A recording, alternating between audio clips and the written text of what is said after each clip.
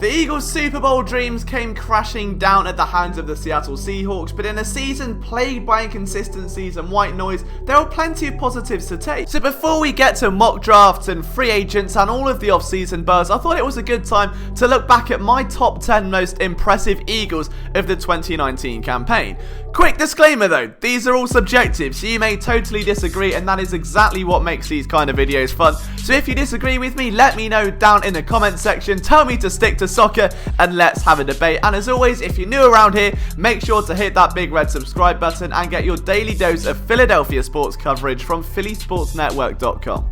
Coming in at number 10 is defensive end Brandon Graham, someone that has been an asset to this Eagles organization since he was drafted at the start of last decade. Many felt, myself included, that he should have had a contract extension given to him after a 9.5 sack breakout during that Super Bowl season, but he finally got one after 2018 and he rewarded the team handsomely. Graham recorded 50 tackles and was a constant presence off the edge, leading the team in sacks with 8.5 and recording the second highest QB hit total of his career with 17. He ended the year with a Pro Football Focus grade of 84.8, which is among the best in the league, and there is no doubting just how dominant he's been. With Derek Barnett still struggling to find his feet and battling injury and being outperformed by the likes of Vinny Curry, depth was hard to come by at defensive tackle. Josh Sweat had flashes and Deshaun Hall struggled to really break out in the way he did during the preseason. On the outside, it was Brandon Graham carrying that pass rush through all of the tumultuous ups and downs of the regular season, and I don't think the Eagles would have been anywhere near as successful as they were this season without BG. Coming in at number 9 is Fletcher Cox, and a few of you may be wondering about this selection and why is he so high or low on this list. I think this is a perfectly good spot to pit it. Cox wasn't his most dominant in 2019, that's safe to say. He was coming off an injury, and whether or not that did attribute to his dip in production, it remains to be seen. We'll never really find out. But the fact is that take production out of it, Fletcher Cox was a monster just as he always has been in decimating whoever stood in front of him. He had the best game I've seen in around 2 years against the Seattle Seahawks, but even before that, the numbers just don't do him justice. Like 3.5 sacks and 40 tackles don't speak to the impact he's had. Without Fletcher Cox, guys like Brandon Graham and Josh Sweat and Vinny Curry wouldn't be able to clean up in the way they did, because he was manhandling everyone. And when you bear in mind that after about 4 weeks, the team were without Malik Jackson, without Timmy Jernigan, and then Hassan Ridgway went down, once again, it was Fletcher Cox versus the world, and the man still somehow made a way to ruin everyone in his path. He was facing double teams at every turn.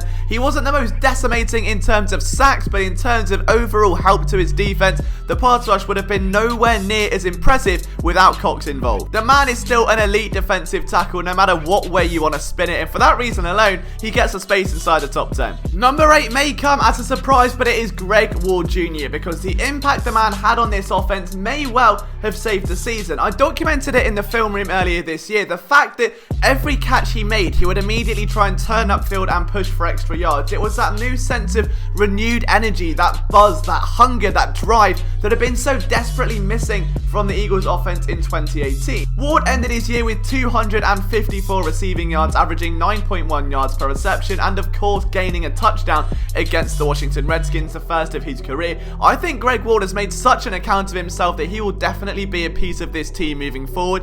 How substantial that will be, I really don't know. But while J.J. Arcega-Whiteside was struggling, while the implementation of Jordan Matthews failed, Greg Ward Jr. stepped up after 3 years in the waiting line and just absolutely smashed it. Anyways, he resuscitated a dying offense, and for that he deserves a space maybe even higher if it wasn't for the elite play of some of the best players on this team. Number 7 on this list, I'm going to cheat and put 2 players together, kicker Jake Elliott and punter Cameron Johnston. Now Johnston, believe it or not, leads the league in net yardage per punt. It's absolutely ridiculous. The man's leg is made of iron, I'm pretty sure of it, and Jake Elliott had the best start by an Eagles kicker in team history. And if that still didn't convince you the pair deserve a spot on this list, then let's not forget that Elliott had his best season yet, kicking a career-high 64% of field goals through the upright. And in the game against Seattle, the playoff game that mattered more than any other this season, Elliott was money. His field goals kept the team alive, and had they not gone for it on 4th down, they may have given the team a slight chance to win the game at the end, but that wasn't to be.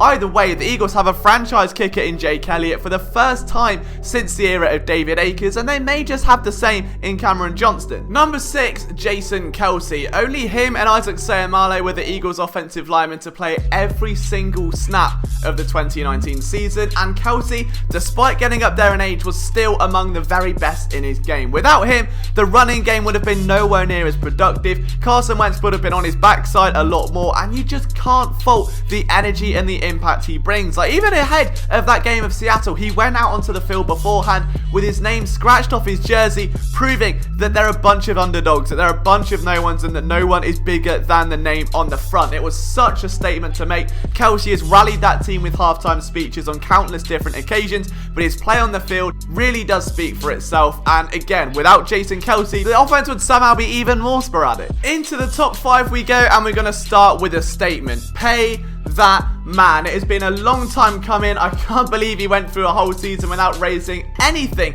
close to a fuss about his contract situation, but Malcolm Jenkins balled out again, as everyone expected. Now, he wasn't perfect. I think there was definitely a step back in his career. He is 32 years old now, let's not forget that. But in terms of tackles, he led the team for what felt like the umpteenth time. He had 2.5 sacks, 6 tackles for a loss, 9 QB hits, and do you know what? There were a few miscommunications. There were a couple of occasions where he lapsed in coverage or bit down on a route when he shouldn't have and allowed a big play, but for every mistake he made up for it with a big time play in another moment, and that's what Malcolm Jenkins does. He has always been the heartbeat of that defense, someone that can galvanize a young secondary and drive them forward. Jenkins played every single defensive snap again. In a team riddled with injuries, he's done it for what seems like forever. The man is as durable as they come, is as productive as they come, and will give you 110% as a physical leader every single time. For me, that earns him a place in the top 5. He's a tone setter. He may not have been at his best this year, but he's a tone setter. Number 4, Brandon Brooks. And when I say I was heartbroken to see his season come to an end with a dislocated shoulder, I mean as in like Liam about his ex still heartbroken. It was such a shame. The man had battled through so much this year. If we wind back the clock to just 1 year ago, Brandon Brooks was coming off of a torn Achilles injury. He was expected to miss anywhere up to around the first quarter or so of the regular season. It was a lot to overcome, and somehow, by some means, he got back on the field healthy, starting for week 1, and played every single game that season until that shoulder injury ripped the playoff berth away from him. But not only that, he did it at such an elite level. He was easily the team's best offensive lineman, and that's why he got paid the big bucks during the heart of the regular season. The Eagles are so lucky to have Brandon Brooks, someone that's so open about his battle with anxiety, inspiring a generation, and is truly one of the elite players at the right guard position. Number 3 is everyone's favourite breakout running back, Miles Sanders, and I really do love everything I've seen from him this year. I've held him accountable. I mean, at the start of the season, he took so long to make decisions. He would often hurt himself behind the line of scrimmage, but as time has passed on and he's worked closer with Juice Staley, and his offense has been moulded in a way where it buys him more time to make those calls as to which hole to push through, we've seen a very different Miles Sanders, and someone that has exploded, and those flashes of stardom have become permanent fixtures in his play. The stats speak for themselves. The records he has shattered speak for themselves. Miles Sanders finds himself among elite companies such as Saquon Barkley. He set the Eagles' rookie rushing record. He had 818 yards to his name, averaging 4.6 yards per attempt, 3 touchdowns, and not to mention 500 receiving yards and a further 3 touchdowns. He may not be perfect, but there is significantly less tread on the tire than there was with other running backs that class, and Sanders has stardom written all over him. Best thing is that you can see that clear development, and it came at a perfect time when Jordan Howard went down with injury after that win against the Chicago Bears. Many assumed the backfield would be in disarray, but Sanders stepped up, looked at Howie Roseman and Doug Peterson and said, "Don't worry, I'm your guy. I'm your franchise running back," and he got the job done, and for that, he gets a very strong placing on this list. I've got a feeling this will be an unpopular one, but Zach Ertz is number 2, and he will forever never get the credit that he deserves. The man, once again, was an absolute security blanket for Carson Wentz. Another 900-yard season. He caught himself 6 touchdowns in the process, and when all went wrong, whenever wide receivers went down with injuries, Zach Ertz was the man to lean on. He's really upped his game as a blocker, and are we forgetting the fact that he played through 3 separate injuries relating to his kidney and his rib just to be out there. Hey, we're looking at an Eagles team where you've got anonymous sources, you've got unhappy wide receivers rumoredly, you've got receivers dropping passes, there's a lack of effort arguably at times. Zach Ertz wasn't perfect at times in 2019. I can think of a few moments that spring to mind. He is so under-cherished purely because he plays at an elite level every single week. He makes those huge contested catches over the middle. We're starting to see the evolution of Ertz now. That's the thing. We're seeing a tight end that is going to go down as one of the best receiving tight ends in history and will never get the credit for it because he produces so consistently that we take it for granted. Not on this show, not on this list. Zach Ertz was the second most important Philadelphia Eagle in 2019 and second to only really one man. Logically, there could be no one else that sits at number 1 aside from the man who is the face of the franchise, Carson Wentz. We can talk about stats all day. We can talk about the fact he is the first ever Eagles quarterback to put up 4,000 yards. We can mention he's the first to do so without a 500-yard wide receiver in NFL history. We can attest to the fact that Carson Wentz completed nearly 64% of his passes, 27 tutties and 7 picks to a bunch of practice squad players. It was absolutely ridiculous. He started every single game that year, all 16 of them, and let's not forget, he was coming off a year where his character was ripped into by a Philly Voice article. He enters that season. He has anonymous sources here. He's got Orlando Scandrick over there. He's got wide receivers leaking stuff to his middle, and out of nowhere, the man rises up and says, no, I've been through enough. I've been through a torn ACL. I've had a back injury, and now I'm going to put this whole team